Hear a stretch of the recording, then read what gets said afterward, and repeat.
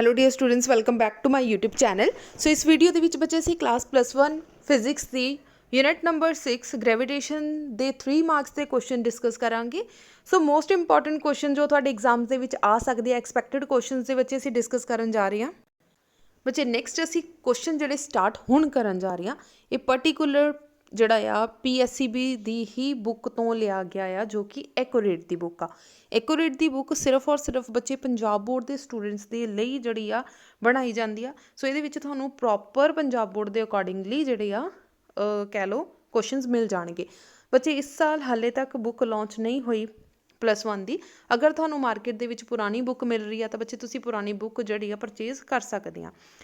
Question ਆ state law of orbital. Orbital ਬੱਚੇ ਇਸ ਤਰੀਕੇ ਨਾਲ ਵੀ ਆ ਸਕਦਾ, state first law of Kepler's first law, ਜਾਂ ਫਿਰ explain first law of orbit, ਜਾਂ ਫਿਰ ਸਟੇਟ ਲਾਅ ਆਫ ਆਰਬਿਟ। ਤਾਂ ਤੁਹਾਨੂੰ ਯਾਦ ਹੋਣਾ ਚਾਹੀਦਾ ਲਾਅ ਆਫ ਆਰਬਿਟ ਕਿੰਨਵਾਂ ਲਾਅ ਆ, ਕੈਪਲਰਸ ਦਾ ਫਸਟ ਲਾਅ। ਇਹ ਤੁਹਾਨੂੰ ਲਰਨ ਹੋਣਾ ਚਾਹੀਦਾ ਆ, ਠੀਕ ਆ। Each planet revolve around the sun in an elliptical orbit with sun at the focus as shown in a figure। So figure ਬੱਚੇ ਅਗਰ ਤੁਹਾਨੂੰ ਬੁੱਕ ਵਾਲੀ ਇਸ ਤਰੀਕੇ ਨਾਲ ਅੱਛੀ ਲੱਗ ਰਹੀ ਹੈ ਤਾਂ ਇਸ ਤਰੀਕੇ ਨਾਲ ਬਣਾ ਲਓ। ਅਗਰ ਤੁਹਾਡੇ ਕਲਾਸ ਟੀਚਰ ਨੇ ਜਿਸ ਤਰ੍ਹਾਂ ਦੀ ਵੀ ਤੁਹਾਨੂੰ ਫਸਟ ਲਾਅ ਦੀ ਡਾਇਗਰਾਮ ਡਰਾ ਕਰਵਾਈ ਹੋਈ ਆ ਆਰਬਿਟਲ ਵੈਲੋਸਿਟੀ ਦੀ, ਸੋ ਤੁਸੀਂ ਉਸ ਤਰੀਕੇ ਦੀ ਜਿਹੜੀ ਆ ਕਹਿ ਲਓ ਡਾਇਗਰਾਮ ਡਰਾ ਕਰ ਸਕਦੇ ਆ। ਨੈਕਸਟ ਆ ਜਾਓ law of area. Law of area ਮਤਲਬ ਕਿ ਕੈਪਲਰ ਸੈਕਿੰਡ ਲਾਅ ਆ। ਉਹਦੇ ਵਿੱਚ ਕੀ ਕਿਹਾ ਗਿਆ ਸੀਗਾ ਕਿ ਜਿੰਨਾ ਏਰੀਆ ਇੱਕ ਪਾਸੇ ਉਹਨੇ ਕਵਰ ਕੀਤਾ, ਸੇਮ ਏਰੀਆ ਦੂਸਰੀ ਤਰਫ ਉਹ ਕਵਰ ਕਰੇਗਾ। ਇਹਦੇ ਵਿੱਚ ਬੱਚੇ ਧਿਆਨ ਨਾਲ ਦੇਖ ਲਓ, ਜਦੋਂ ਆ ਡਾਇਗਰਾਮ ਬਣਾਉਣੀ ਆ ਧਿਆਨ ਨਾਲ ਸਮਝ ਲਓ। ਇਹ ਕੀ ਆ, ਐਲਿਪਟੀਕਲ, ਜਿੱਦਾਂ ਆਂਡੇ ਦੀ ਸ਼ੇਪ ਹੁੰਦੀ ਆ ਨਾ, ਐਗ ਸ਼ੇਪ ਹੁੰਦੀ ਆ, ਇਸ ਤਰੀਕੇ ਦੇ ਸਾਡੀ ਧਰਤੀ ਜਿਹੜੀ ਆ ਆਰਬਿਟ ਕਰਦੀ ਆ। ਹੁਣ ਸਨ ਬਿਲਕੁਲ ਸੈਂਟਰ ਦੇ ਵਿੱਚ ਨਹੀਂ ਪਲਾਟ ਕਰਨਾ, ਸਨ ਜਿਹੜਾ ਸੀ ਥੋੜ੍ਹਾ ਜਿਹਾ ਸਾਈਡ 'ਤੇ ਰੱਖਣਾ। ਇੱਧਰ ਕੀ ਆ, ਏਰੀਆ ਘੱਟ ਹੈ, ਇਸ ਤਰੀਕੇ ਨਾਲ ਲੰਬਾਈ ਜ਼ਿਆਦਾ ਆ, ਚੌੜਾਈ ਘੱਟ ਹੈ। ਇੱਧਰ ਚੌੜਾਈ ਜ਼ਿਆਦਾ ਆ ਬਟ ਲੰਬਾਈ ਘੱਟ ਹੈ। ਹੁਣ ਸੈਕਿੰਡ ਲਾਅ ਕੀ ਕਹਿੰਦਾ, ਜਿੰਨਾ ਏਰੀਆ ਇੱਧਰ ਕਵਰ ਕੀਤਾ ਉਨਾ ਹੀ ਏਰੀਆ ਜਿਹੜਾ ਆ ਇੱਧਰ ਕਵਰ ਕੀਤਾ। The line joining the sun and the planet, ਆ ਕੀ ਆ ਸਨ, ਇੱਧਰ ਕੀ ਆ planet, swept out equal area in equal interval of time. ਇੱਕੋ ਟਾਈਮ 'ਤੇ ਉਹਨੇ ਇੱਕੋ ਹੀ ਏਰੀਆ ਜਿਹੜਾ ਆ ਕਵਰ ਕੀਤਾ। The aerial velocity of the planet around the sun is constant। ਉਹ ਹਮੇਸ਼ਾ ਕੀ ਹੋਏਗਾ, constant।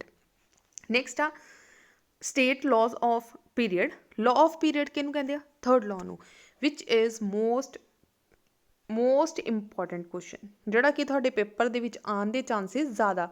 ਅਗਰ ਬੱਚੇ ਕੈਪਲਰਸ ਦੇ 3 ਲਾਅ ਆ, ਤਿੰਨਾਂ ਦੇ ਵਿੱਚੋਂ ਸਭ ਤੋਂ ਜ਼ਿਆਦਾ ਥਰਡ ਲਾਅ ਜਿਹੜਾ ਆ ਉਹ ਇੰਪੋਰਟੈਂਟ ਆ। ਸੋ ਯਾਦ ਰੱਖਣਾ ਥਰਡ ਲਾਅ ਨੂੰ ਲਾਅ ਆਫ ਪੀਰੀਅਡ ਕਿਹਾ ਜਾਂਦਾ ਹੈ। ਨੈਕਸਟ ਆ what is gravitation force, Newton's law of gravitation. So ਇੱਦਾਂ ਦੇ ਕੁਐਸਚਨ ਰਾਜੇ ਦੇਖੋ, ਹੁਣ ਜਿੱਦਾਂ ਗ੍ਰੈਵੀਟੇਸ਼ਨ ਫੋਰਸ ਆ, ਉਹਨਾਂ ਨੇ ਕਿਹਾ it was discovered by Newton in the year of 1965। ਆ ਚੀਜ਼ ਲਿਖੀ ਹੋਈ ਆ। ਹਰ ਇੱਕ ਸਟੂਡੈਂਟ ਜਿਹੜਾ ਆ ਆਪਣੇ ਪੇਪਰ ਦੇ ਅੰਦਰ ਡੈਫੀਨੇਸ਼ਨ ਤਾਂ ਲਿਖ ਕੇ ਆ ਜਾਂਦੀ ਆ। ਅਗਰ ਇੰਨੀ ਕੁ ਡੈਫੀਨੇਸ਼ਨ ਲਿਖ ਕੇ ਆਉਂਗੇ ਤਾਂ 1 ਮਾਰਕਸ ਡੈਫੀਨੇਟਲੀ ਮਿਲ ਜਾਏਗਾ। ਹੁਣ ਆ ਜਿਹੜੀ ਐਕਸਟਰਾ ਲਾਈਨ ਲਿਖੀ ਹੋਈ ਆ, ਅਗਰ ਤੁਸੀਂ ਆਪਣੇ ਐਗਜ਼ਾਮ ਦੇ ਅੰਦਰ ਕੁਛ ਐਕਸਟਰਾ ਲਿਖ ਕੇ ਆਉਂਦੇ ਆ, ਉਹਦੇ ਮਾਰਕਸ ਕਦੇ ਨਹੀਂ ਕੱਟੇ ਜਾਂਦੇ, ਬਟ ਉਹਦਾ ਇੱਕ ਗੁੱਡ ਇੰਪ੍ਰੈਸ਼ਨ ਤੁਹਾਡੇ ਟੀਚਰ ਦੇ ਉੱਪਰ ਪੈਂਦਾ ਆ ਕਿ ਬੱਚਾ ਕੁਛ ਪੜ੍ਹ ਕੇ ਆਇਆ। ਇਸ ਕਰਕੇ ਕੁਛ ਐਕਸਟਰਾ ਜ਼ਰੂਰ ਲਿਖ ਕੇ ਆਓ, ਆਪਣੀਆਂ ਡਾਇਗਰਾਮਸ ਅੱਛੇ ਤਰੀਕੇ ਨਾਲ ਪਲਾਟ ਕਰਕੇ ਆਓ, ਤਾਂ ਕਿ ਤੁਹਾਡਾ ਪੇਪਰ ਦਾ ਇੰਪ੍ਰੈਸ਼ਨ ਜਿਹੜਾ ਤੁਹਾਡੇ ਟੀਚਰ ਦੇ ਉੱਪਰ ਅੱਛਾ ਜਾਵੇ। ਨੈਕਸਟ ਆ ਡਿਫਾਈਨ ਯੂਨੀਵਰਸਲ ਗ੍ਰੈਵੀਟੇਸ਼ਨ ਕੌਂਸਟੈਂਟ, ਦੈਨ ਉਹਦੀ ਵੈਲਿਊ ਲਿਖਣੀ ਆ, ਡਿਮੈਂਸ਼ਨ ਫਾਰਮੂਲਾ। ਸੋ ਸਿੰਪਲ ਹੈ ਰਾਜੇ, ਇਹ ਤਾਂ ਬਿਲਕੁਲ ਸਿੰਪਲ ਹੈ, ਤੁਸੀਂ ਕਰ ਸਕਦੇ ਆ। ਨੈਕਸਟ ਆ write important characteristics of gravitation force. ਰਾਜੇ ਅਗਰ ਇਹੀ ਕੁਐਸਚਨ ਤੁਹਾਨੂੰ 1 ਮਾਰਕਸ ਦਾ ਆ ਜਾਂਦਾ, ਕਿਉਂਕਿ 2 ਮਾਰਕਸ ਦਾ ਇਹਦੇ ਵਿੱਚ ਕੋਈ ਕੁਐਸਚਨ ਨਹੀਂ ਆਏਗਾ, ਅਗਰ 1 ਮਾਰਕਸ ਦਾ ਕੋਈ ਕੁਐਸਚਨ ਆ ਜਾਂਦਾ ਆ ਤਾਂ ਤੁਸੀਂ ਕੋਈ ਵੀ 2 ਜਿਹੜੇ ਆ ਇਹਦੇ ਵਿੱਚੋਂ ਕਰੈਕਟਰਿਸਟਿਕਸ ਲਿਖ ਕੇ ਆ ਸਕਦੇ ਆ। ਜਿੱਦਾਂ ਇੱਥੇ 6 ਕਰੈਕਟਰਿਸਟਿਕਸ ਹੈ, ਤੁਸੀਂ ਕੋਈ ਵੀ 2 ਲਿਖ ਕੇ ਆਉਂਗੇ ਤਾਂ ਤੁਹਾਨੂੰ ਫੁੱਲ ਮਾਰਕਸ ਮਿਲ ਜਾਣਗੇ। What do you understand by acceleration due to gravity, which is important question. Then state the factors on which small G depend, ਕਿਤੇ ਡਿਪੈਂਡ ਕਰਦੀ ਆ, ਰੇਡੀਅਸ ਕਿੱਦਾਂ ਦਾ ਆ, ਉਹਦਾ ਮਾਸ ਕਿੱਦਾਂ ਦਾ ਆ। ਨੈਕਸਟ ਆ ਜਾਓ calculate the mass of earth using Newton's law of gravitation. So ਬੱਚੇ 1 ਮਾਰਕਸ ਦਾ ਕੁਐਸਚਨ ਤਾਂ ਨਹੀਂ ਆ ਸਕਦਾ, ਬਟ ਹਾਂ ਅਗਰ 3 ਮਾਰਕਸ ਦਾ ਕੁਐਸਚਨ ਆਉਂਦਾ ਤਾਂ ਕਦੇ ਉਹਦੇ ਨਾਲ ਕੰਬਾਈਨ ਕਰਕੇ ਆ ਜਾਵੇ ਤਾਂ ਆ ਸਕਦਾ, ਅਦਰਵਾਈਜ਼ ਤੁਸੀਂ ਇਹਨੂੰ ਸਕਿਪ ਕਰਨਾ ਚਾਹੁੰਦੇ ਆ ਤਾਂ ਸਕਿਪ ਕਰ ਸਕਦੇ ਆ। Similarly calculate the mass density of ਅਰਥ, ਧਰਤੀ ਦੀ ਮਾਸ ਡੈਂਸਿਟੀ ਜਿਹੜੀ ਆ ਤੁਸੀਂ ਮੈਜਰ ਕਰਨੀ ਆ। ਸਿਮਿਲਰਲੀ ਇਹ ਵੀ ਕੁਐਸਚਨ ਬੱਚੇ 3 ਮਾਰਕਸ ਦੇ ਕੁਐਸਚਨ ਦੇ ਨਾਲ ਕੰਬਾਈਨ ਕਰਕੇ ਆ ਸਕਦਾ ਆ। ਸੋ ਰੋ ਦੀ ਵੈਲਿਊ ਬੱਚੇ ਐਂਡ ਵਿੱਚ ਇਸ ਤਰੀਕੇ ਨਾਲ ਨਿਕਾਲ ਕੇ ਤੁਸੀਂ ਇਹਦੀਆਂ ਵੈਲਿਊਜ਼ ਪੁੱਟ ਕਰੋ, ਦੈਨ ਤੁਹਾਡਾ ਆਨਸਰ ਆ ਜਾਏਗਾ। Question number 12th which is the most important question, show that the value of small g at the poles of the earth is greater than the equator। ਹੁਣ ਅਸੀਂ ਸ਼ੋ ਕਰਨਾ ਆ, ਸਬੂਤ ਦਿਓ, ਅਦਰਵਾਈਜ਼ ਤਾਂ ਬੱਚੇ ਕੁਐਸਚਨ ਜਿਹੜਾ ਆ MCQs ਦੀ ਫਾਰਮ ਦੇ ਵਿੱਚ, ਟਰੂ ਫਾਲ ਦੀ ਫਾਰਮ ਦੇ ਵਿੱਚ ਕਿਸੇ ਤਰੀਕੇ ਨਾਲ ਵੀ ਆ ਸਕਦਾ, ਪਰ ਹੁਣ ਤੁਹਾਡੇ ਡਾਇਰੈਕਟ 1 ਮਾਰਕਸ ਦੇ ਕੁਐਸਚਨਸ ਆਉਣਗੇ। ਪੁੱਛਿਆ ਜਾ ਸਕਦਾ ਕਿੱਥੇ ਜ਼ਿਆਦਾ ਹੁੰਦੀ ਆ ਸਮੋਲ ਜੀ ਦੀ ਵੈਲਿਊ, ਕਿੱਥੇ ਜ਼ਿਆਦਾ ਹੁੰਦੀ ਆ ਪੋਲਸ ਦੇ ਉੱਪਰ, ਜਾਂ ਸੈਕੰਡ ਫਾਰਮ ਦੀ ਵਿੱਚ ਆ ਸਕਦੀ ਆ ਪੋਲ ਦੇ ਉੱਪਰ ਗ੍ਰੇਟਰ ਆ, ਪਰ ਕਿਉਂ ਗ੍ਰੇਟਰ ਹੈ। ਸੋ ਅਸੀਂ ਫਾਰਮੂਲਾ ਲਿਖ ਦਿੱਤਾ ਸਮੋਲ ਜੀ = G m/r²।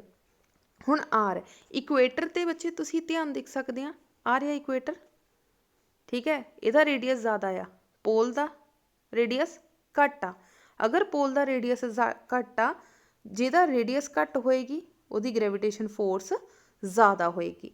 ਪੋਲ ਦਾ ਕੀ ਹੈ ਬੱਚੇ, ਰੇਡੀਅਸ ਘੱਟ ਆ, ਇਹਦਾ ਮਤਲਬ ਇਹਦੀ ਗ੍ਰੈਵੀਟੇਸ਼ਨ ਕੀ ਹੋਏਗੀ, ਕਿਉਂਕਿ ਇਨਵਰਸਲੀ ਪ੍ਰਪੋਰਸ਼ਨਲ ਹੈ ਤਾਂ ਗ੍ਰੈਵੀਟੇਸ਼ਨ ਕੀ ਹੋਏਗੀ, ਜ਼ਿਆਦਾ ਹੋਏਗੀ। ਕਲੀਅਰ ਹੋ ਗਿਆ ਜੀ। ਨੈਕਸਟ ਆ ਜਾਓ। ਨੈਕਸਟ ਵੀ ਬੱਚੇ ਸਿੰਪਲ ਕੁਐਸਚਨ ਹੈ, ਗ੍ਰੈਵੀਟੇਸ਼ਨ ਫੀਲਡ ਦੀ ਡੈਫੀਨੇਸ਼ਨ ਦੇਣੀ ਹੈ, ਇੰਟੈਂਸਿਟੀ ਦੀ ਡੈਫੀਨੇਸ਼ਨ ਦੇਣੀ ਹੈ, ਗ੍ਰੈਵੀਟੇਸ਼ਨ ਪੋਟੈਂਸ਼ੀਅਲ ਐਨਰਜੀ ਦੀ। ਸੋ ਬੱਚੇ ਡੈਫੀਨੇਸ਼ਨਸ ਨਹੀਂ ਮੈਂ ਐਕਸਪਲੇਨ ਕਰ ਰਹੀ, ਅਗਰ ਕੋਈ ਚੀਜ਼ ਐਕਸਪਲੇਨ ਕਰਨ ਵਾਲੀ ਹੈ ਤਾਂ ਉਹ ਮੈਂ ਕਰ ਰਹੀ ਹਾਂ। ਨੈਕਸਟ ਗ੍ਰੈਵੀਟੇਸ਼ਨਲ ਪੋਟੈਂਸ਼ੀਅਲ ਹੈ ਜੀ, ਉਹ ਵੀ ਸਿੰਪਲ ਡੈਫੀਨੇਸ਼ਨ ਹੈ। ਨੈਕਸਟ ਹੈ relationship between the gravitation field intensity and gravitation potential. ਆਹ ਕੁਐਸਚਨ ਬੱਚੇ ਇਸ ਤਰੀਕੇ ਨਾਲ ਵੀ ਆ ਸਕਦਾ ਕਿ ਰਿਲੇਸ਼ਨ ਲਿਖ ਦਿਓ, ਜਾਂ ਫਿਰ ਪੁੱਛਿਆ ਜਾ ਸਕਦਾ find the relation of gravitational potential gradient, ਠੀਕ ਹੈ ਜੀ, ਤਾਂ ਵੀ ਇਹੀ ਕੁਐਸਚਨ ਹੈ। ਸੋ ਆਨਸਰ ਤੁਸੀਂ ਆ ਲਿਖ ਕੇ ਆਉਣਾ। ਨੈਕਸਟ ਆ define escape velocity, what is satellites, define orbital velocity of satellite, ਠੀਕ ਹੈ। ਨੈਕਸਟ ਆ ਜਾਓ find the relationship between the escape velocity and orbital velocity, this is the most important question। ਸੋ ਬੱਚੇ ਆਹ ਕੁਐਸਚਨ ਬਹੁਤ ਅੱਛੇ ਤਰੀਕੇ ਨਾਲ ਪ੍ਰਪੇਅਰ ਕਰ ਲੈਣਾ, ਫਿਰ ਤੁਹਾਨੂੰ ਵੈਲਿਊਜ਼ ਲਰਨ ਰਹਿੰਦੀਆਂ ਆ। ਅਦਰਵਾਈਜ਼ ਇਹ ਕੁਐਸਚਨ ਹਲਕਾ ਫੁਲਕਾ ਘੁਮਾ ਕੇ ਵੀ ਆ ਜਾਂਦਾ ਆ, ਜਾਂ ਹੋਰ ਫਾਰਮ ਦੇ ਵਿੱਚ ਪੁੱਛ ਲਿਆ ਜਾਂਦਾ, ਤਾਂ ਡੈਫੀਨੇਟਲੀ ਤੁਹਾਨੂੰ ਇੱਕ ਵਾਰੀ ਬੱਚੇ ਕੁਐਸਚਨਸ ਦੀ ਫਾਰਮੂਲੇਜ਼ ਲਰਨ ਕੀਤੇ ਹੋਣਗੇ ਤਾਂ ਤੁਸੀਂ ਕਿਸੇ ਤਰੀਕੇ ਦਾ ਵੀ ਕੋਈ ਵੀ ਕੁਐਸਚਨ ਸੋਲਵ ਕਰ ਸਕਦੇ ਆ। ਨੈਕਸਟ ਆ ਜਿਓ ਸਟੇਸ਼ਨਰੀ ਸੈਟੇਲਾਈਟ, ਪੋਲਰ ਸੈਟੇਲਾਈਟਸ। ਬੱਚੇ ਪੋਲਰ ਸੈਟੇਲਾਈਟ ਨੂੰ ਰਿਮੋਟ ਸੈਂਸਿੰਗ ਸੈਟੇਲਾਈਟਸ ਵੀ ਕਿਹਾ ਜਾਂਦਾ ਆ। ਸੋ ਸਮਟਾਈਮ ਸਟੂਡੈਂਟਸ ਕਨਫਿਊਜ਼ ਹੋ ਜਾਂਦੇ ਆ, ਕਈ ਵਾਰੀ ਪੁੱਛ ਲਿਆ ਜਾਂਦਾ ਨਾਰਥ ਟੂ ਸਾਊਥ ਮੂਵ ਕਰਦਾ ਕਿ ਸਾਊਥ ਟੂ ਨਾਰਥ ਮੂਵ ਕਰਦੇ ਆ ਪੋਲਰ ਸੈਟੇਲਾਈਟਸ। ਸੋ ਇਹ ਕੁਐਸਚਨ ਜਿਹੜੇ ਆ ਅੱਛੇ ਤਰੀਕੇ ਨਾਲ ਪ੍ਰਪੇਅਰ ਕਰ ਲੈਣਾ, ਦੈਨ ਇਹਦੀ ਯੂਜ਼ਿਸ ਜ਼ਰੂਰ ਪੜ੍ਹ ਕੇ ਜਾਣਾ। ਜਿਓ ਸਟੇਸ਼ਨਰੀ ਸੈਟੇਲਾਈਟ ਕਿੱਥੇ ਯੂਜ਼ ਕੀਤਾ ਜਾਂਦਾ, ਪੋਲਰ ਸੈਟੇਲਾਈਟਸ ਕਿੱਥੇ। ਜਿਓ ਮਤਲਬ ਧਰਤੀ, ਜਿਓ ਦਾ ਮਤਲਬ ਕੀ ਆ, ਅਰਥ, ਮਤਲਬ ਕਿ ਧਰਤੀ ਦਾ ਇੱਕ ਪਰਟੀਕੂਲਰ ਕਹਿ ਲਓ ਸਾਡਾ ਇੱਕ ਸੈਟੇਲਾਈਟ ਆ। ਪੋਲਰ ਸੈਟੇਲਾਈਟ ਮਤਲਬ ਜਿਹੜਾ ਪੋਲ 'ਤੇ, ਧਰਤੀ ਦੇ ਪੋਲ ਦੇ ਉੱਪਰ ਸੈੱਟ ਕਰ ਦਿੱਤਾ ਜਾਂਦਾ। ਪੋਲ ਦਾ ਮਤਲਬ ਪੂਰੀ ਧਰਤੀ ਲਈ ਯੂਜ਼ ਕੀਤਾ ਜਾ ਰਿਹਾ। ਜਿਓ ਸਟੇਸ਼ਨਰੀ ਮਤਲਬ ਜਿਹੜਾ ਇੱਕ ਰੈਸਟ ਦੇ ਉੱਪਰ ਆ, ਧਰਤੀ ਦੀ ਇੱਕ ਰੈਸਟ ਦੇ ਉੱਪਰ ਆ, ਮਤਲਬ ਪਰਟੀਕੂਲਰ ਕਿਸੇ ਦੇਸ਼ ਦੇ ਲਈ, ਕਿਸੇ ਸਟੇਟ ਦੇ ਲਈ ਯੂਜ਼ ਕੀਤਾ ਜਾਂਦਾ, ਉਹਨੂੰ ਜਿਓ ਸਟੇਸ਼ਨਰੀ ਕਹਿ ਦਿੰਦੇ ਆ। ਜਿਹੜਾ ਪੂਰੀ ਧਰਤੀ ਲਈ ਯੂਜ਼ ਕੀਤਾ ਜਾਂਦਾ ਉਹਨੂੰ ਪੋਲਰ ਸੈਟੇਲਾਈਟ ਆ। ਸੋ ਇਹ ਕਿੱਥੇ ਕਿੱਥੇ ਯੂਜ਼ ਕਰਦੇ ਆ, ਕਿਉਂ ਯੂਜ਼ ਕਰਦੇ ਆ, ਇਹ ਅੱਛੇ ਤਰੀਕੇ ਨਾਲ ਪ੍ਰਪੇਅਰ ਕਰ ਲੈਣਾ। ਨੈਕਸਟ ਆ ਮਾਸ ਐਂਡ ਵੇਟ, ਕੀ ਚੀਜ਼ ਆ, ਵੇਟ ਕੀ ਚੀਜ਼ ਆ, ਇਨਰਸ਼ੀਅਲ ਮਾਸ, ਗ੍ਰੈਵੀਟੇਸ਼ਨਲ ਮਾਸ। ਬੱਚੇ ਲਾਸਟ ਵਾਲੇ ਆਹ ਵਾਲੇ ਕੁਐਸਚਨਸ ਮੋਸਟ ਇੰਪੋਰਟੈਂਟ ਆ, ਅੱਛੇ ਤਰੀਕੇ ਨਾਲ ਪ੍ਰਪੇਅਰ ਕਰਨਾ। ਵਾਟ ਇਜ਼ ਕੈਪੀਟਲ ਜੀ, ਉਹਦੀ ਵੈਲਿਊ ਕੀ ਹੁੰਦੀ ਆ, ਨਿਊਟਨਸ ਲਾਅ ਨੂੰ ਯੂਨੀਵਰਸਲ ਲਾਅ ਕਿਉਂ ਕਿਹਾ ਜਾਂਦਾ। ਸੋ ਤੁਹਾਨੂੰ ਦਿਨੇਸ਼ ਵਾਲੇ ਜਿਹੜੇ ਆ ਆਲਮੋਸਟ ਸੇਮ ਕੁਐਸਚਨਸ। ਸਿਮਿਲਰਲੀ ਬੱਚੇ ਮਾਡਰਨ ਦੀ ਬੁੱਕ ਵੀ ਤੁਸੀਂ ਚੈੱਕ ਕਰੋਗੇ ਨਾ, ਤੁਹਾਨੂੰ ਸੇਮ ਕੁਐਸਚਨਸ ਮਿਲ ਜਾਣਗੇ। ਅਗਰ ਤੁਹਾਡੇ ਕੋਲ ਨਾ ਮਾਡਰਨ ਦੀ ਬੁੱਕ ਹੈ, ਨਾ ਦਿਨੇਸ਼ ਦੀ ਬੁੱਕ ਆ, ਨਾ ਪ੍ਰਦੀਪ ਦੀ ਬੁੱਕ ਆ, ਤਾਂ ਐਕੂਰੇਟ ਦੀ ਬੱਚੇ ਅਗਰ ਤੁਹਾਨੂੰ ਪੁਰਾਣੀ ਬੁੱਕ ਮਿਲ ਰਹੀ ਹੈ ਤਾਂ ਵੈਲ ਐਂਡ ਗੁੱਡ ਆ। ਨਹੀਂ ਤਾਂ ਬੱਚੇ ਮੈਂ ਕੋਈ ਵੀ ਦੇਖ ਲਓ ਆਪਣੀ ਵੀਡੀਓ ਦੇ ਉੱਪਰ ਆਪਣਾ ਲੋਗੋ ਨਹੀਂ ਲਗਾ ਰਹੀ, ਤਾਂ ਤੁਸੀਂ ਸਕਰੀਨਸ਼ਾਟ ਲੈ ਕੇ ਇਹਦੀ PDF ਬਣਾ ਸਕਦੇ ਆ, ਠੀਕ ਹੈ। Then what is the weight of the body at the centre, then small g ਔਰ ਕੈਪੀਟਲ ਜੀ 'ਚ ਕੀ ਫਰਕ ਹੈ। ਸੇਮ ਕੁਐਸਚਨ ਹੈ ਰਾਜੇ, ਠੀਕ ਹੈ। ਸੋ ਉਹੀ ਕੁਐਸਚਨਸ ਜਿਹੜੇ ਆ ਰਿਪੀਟ ਹੋ ਰਹੇ ਆ। ਦੈਨ ਯੂਜ਼ਿਸ ਕੀ ਆ, ਵੇਟਲੈਸਨੈਸ ਕੀ ਹੁੰਦੀ ਆ। ਲਾਸਟ ਦੇ ਵਿੱਚ ਬੱਚੇ this is the most important question, what is geo stationary satellite and polar satellite.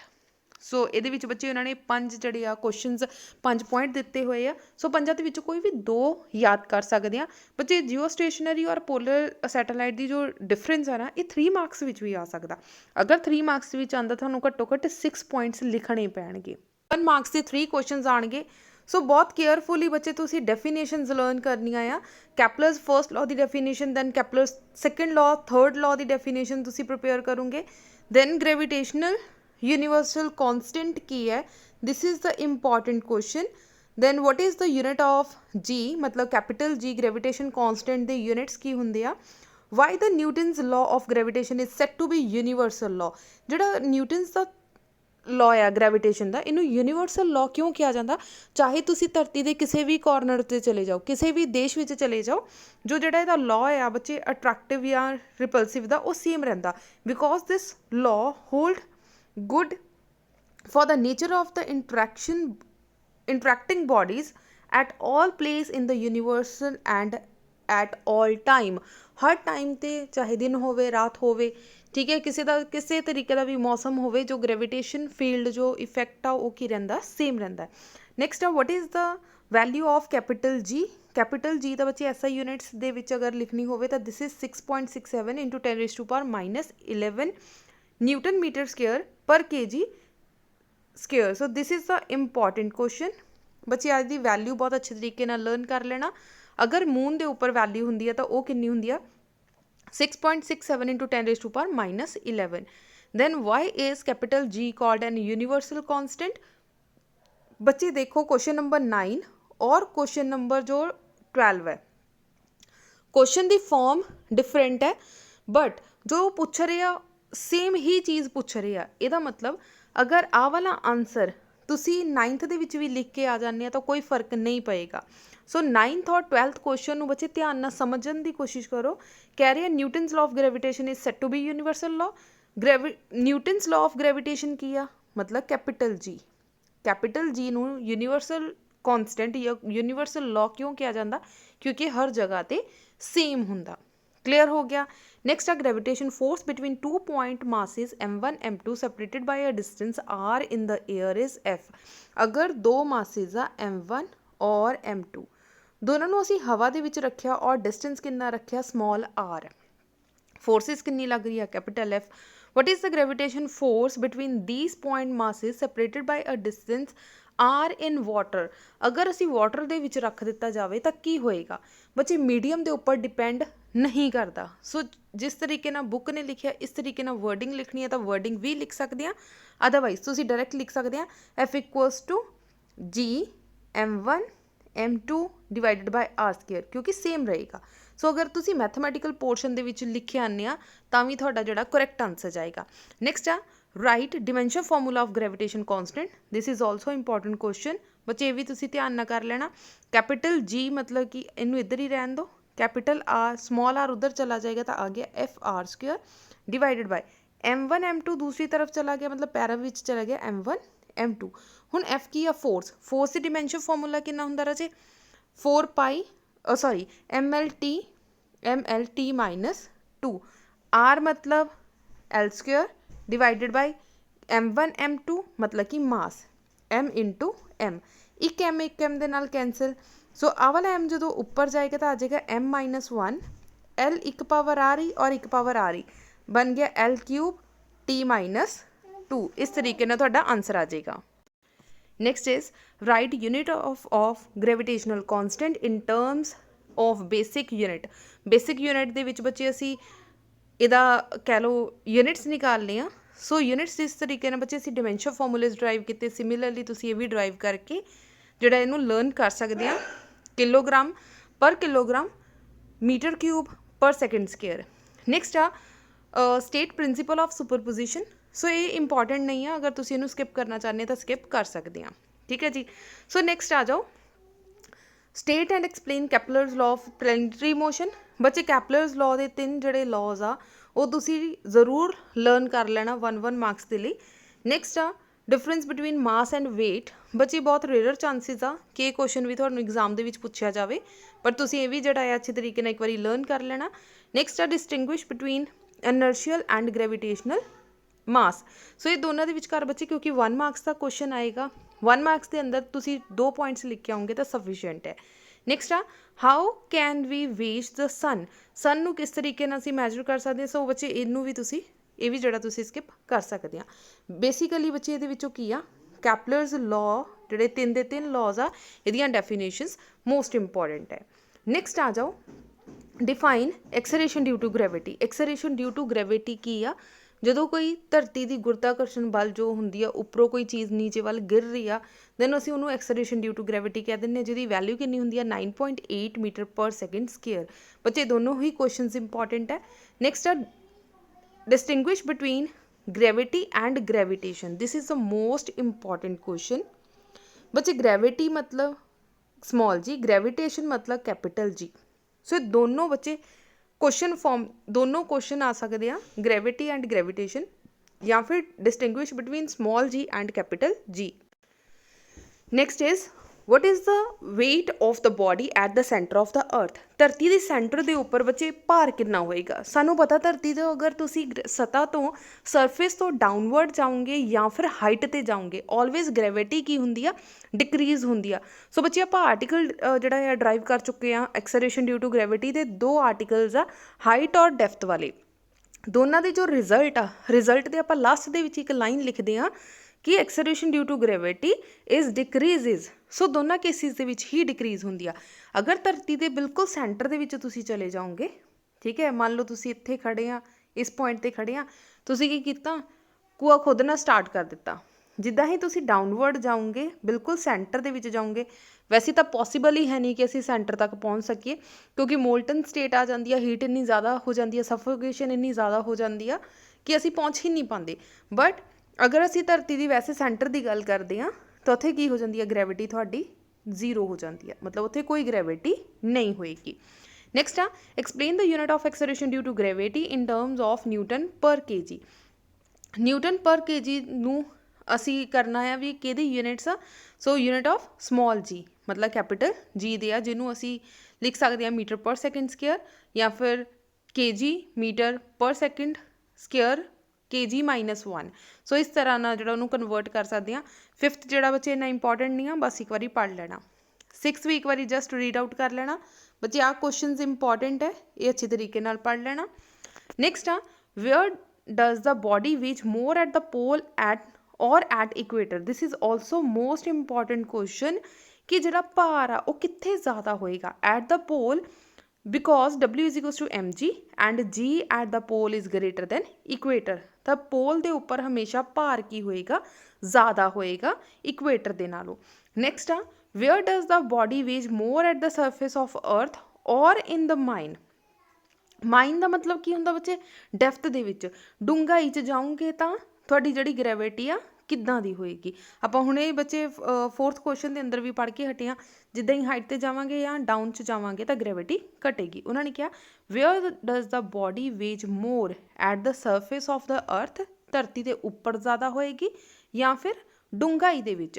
Question पढ़ लेंदे हैं W is equals to mg दे इक्वल होंदा since the value of g in the mine is a less than the surface of earth. मतलब जिद्दां असीं डूंघाई दे विच जावांगे तुहाडी एक्सलरेशन ड्यू टू ग्रैविटी की हुंदी जाऊगी, लैस घटदी जाऊगी।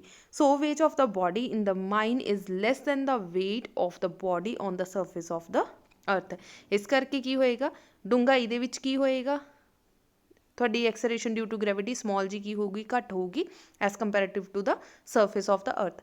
अदरवाइज तो बच्चे याद रखना धरती आ, धरती के उपर जो तुसी खड़े आ तो उत्थे जड़ी एक्सलरेशन ड्यू टू ग्रैविटी सब तो ज़्यादा होएगी।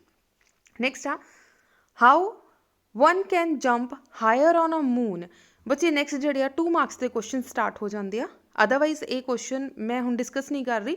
सो एक क्वेश्चन एक बार जस्ट रीड आउट कर लेना क्योंकि बच्चे 2 मार्क्स के क्वेश्चन जोड़े आ तुहानूं 1 मार्क्स के क्वेश्चन अटैम्प्ट करने दे विच बहुत ज़्यादा हैल्प करते हैं। सो एक बार इनू जस्ट रीड आउट कर लेना। नैक्सट आ जाओ define gravitation field. Gravitation field की है, gravitation field intensity, SI unit of gravitation field intensity, dimension formula of gravitation field intensity और ग्रेविटेशन पोटेंशियल एनर्जी। सो ये सिंपल डेफिनेशनस आ। अगर बच्चे तुसी मैनू ऑलरेडी शुरू तो फॉलो कर रहे हैं तो आई थिंक तुहानूं ये बहुत अच्छी तरीके नाल जड़ियाँ डेफिनेशनस आंदियां होणगियां। सो अगर इन्हां डेफिनेशन चो कोई भी डेफिनेशन च तुहानूं कोई भी कह लो प्रॉब्लम होएगी तो प्लीज़ जो कमेंट सैक्शन के दस देना या कह देना कि मैम हर एक क्वेश्चन जो है एक्सप्लेन कर दिया करो। तो नैक्सट वीडियो के जो नैक्सट चैप्टर की वीडियो आएगी तो मैं हर एक क्वेश्चन एक्सप्लेन कर देंगी। सो फिलहाल ये क्वेश्चन मैं एक्सप्लेन नहीं कर रही, मैं ये मन के चल रही हाँ कि तुहानूं डेफिनेशनस आंदियां होणगियां। मैं सिर्फ इंपॉर्टेंट क्वेश्चनस दस रही हाँ कि इंपॉर्टेंट क्वेश्चनस किहड़े आ। सो बच्चे आ जिहड़े क्वेश्चनस है these all are the important questions. So इन्हों नोट डाउन कर लेना 1 तो लैके 5 तक। नैक्सट बच्चे 7th question is an important question, gravitational potential energy at a point SI unit जिहड़ी आ डिमेंशन दैन इहदा dimension formula all are the important questions. So ये बहुत अच्छे तरीके ना प्रिपेयर कर लेना बच्चे। एक ग्रेविटेशन के क्वेश्चन आ जाएगा, एक एक्सलेरेशन ड्यू टू ग्रेविटी के क्वेश्चन आ जाएगा, एक कैपलर्स लॉ के क्वेश्चन आ जाएगा। सो 3 क्वेश्चन आ। सो 3 क्वेश्चन जोड़े आ अलग अलग चैप्टर्स के थोड़े क्वेश्चन जोड़े बच्चे कवर हो जाएंगे। ठीक है जी। लास्ट विच बच्चे define escape velocity, what is the value of escape velocity on earth. बच्चे एस्केप वेलोसिटी दे और ऑर्बिटल वेलोसिटी ते कह लो सैटेलाइट ते ये क्वेश्चनस भी मोस्ट इंपॉर्टेंट आ। हुण राजो ये आ गया थोड़ा 4th पार्ट। 4th पार्ट ये जोड़ा थोड़ा क्वेश्चन आ सकता, बट क्वेश्चन आने थानू सिर्फ 3। मान लो बच्चे हुण जिद्दां एस्केप वेलोसिटी और ऑर्बिटल वेलोसिटी एक इदां दे टॉपिक्स है जिहड़े कि लॉन्ग आर्टिकल जिहड़े कि 3 मार्क्स के आर्टिकल्स बन सकते हैं। सिमिलरली ग्रेविटेशन पोटेंशियल एनर्जी विचों भी 3 मार्क्स का लॉन्ग क्वेश्चन बन सकता है। तुहानू पता इस चैप्टर चो बच्चे 3 मार्क्स का क्वेश्चन आएगा। हुण अगर जिद्दां हुण 4th पार्ट स्टार्ट हो गया तुहाडा, अगर ऑर्बिटल या वेलोसिटी के विचों बच्चे 3 मार्क्स का क्वेश्चन आ रहा तो डेफिनेटली ये 1 मार्क्स का क्वेश्चन नहीं आएगा। मान लो ग्रेविटेशन चो 3 मार्क्स का चैप्टर क्वेश्चन आ रहा तो वो 1 मार्क्स का क्वेश्चन नहीं आएगा। क्लीयर हो गया। सो इस तरह ना बच्चे पेपर डिवाइड किया जाता कि 4 चैप्टर्स है। फर्स्ट चैप्टर किहड़ा आ कैपलर्स, कैपलर्स लॉ के क्वेश्चन है।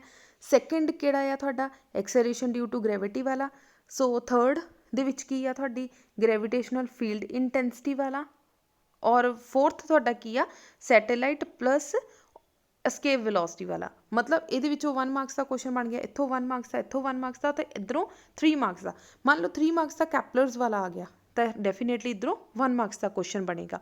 सो ऑलमोस्ट तुहाडे पेपर दे अंदर सारे चैप्टर्स कंप्लीट होणगे, कोई किसी विचों क्वेश्चन आ जाएगा, सो कोई किसी विचों। सो 1 मार्क्स के क्वेश्चन बचे एस्केप वेलोसिटी और ऑर्बिटल वेलोसिटी दे भी इंपॉर्टेंट है। स्पैशली राजे जिहड़े क्वेश्चन आ 3rd 4th वाले, like escape velocity do not depend on the mass of the body, explain why, क्यों डिपेंड नहीं करता। सो असी फॉर्मूला लिख दिता कि फॉर्मूला कितना हुंदा स्मॉल GR या फिर कैपिटल G की फॉर्म के लिखा जाए तो 2 कैपिटल GM/R। बच्चे आ वाला क्वेश्चन जो ऑर्बिटल एस्केप वेलोसिटी वाला थोड़े सैंपल पेपर के भी आया हुआ सी कि स्मॉल G और कैपिटल G की फॉर्म के जोड़ा एस्केप वेलोसिटी लिखो, मतलब दोनों फॉर्मूलेस तुसीं लिख के आने सी। सो एस्केप वेलोसिटी के जोड़े इदां दे क्वेश्चन आ वो इंपॉर्टेंट आ। सो अच्छे तरीके नाल पढ़ के जाना।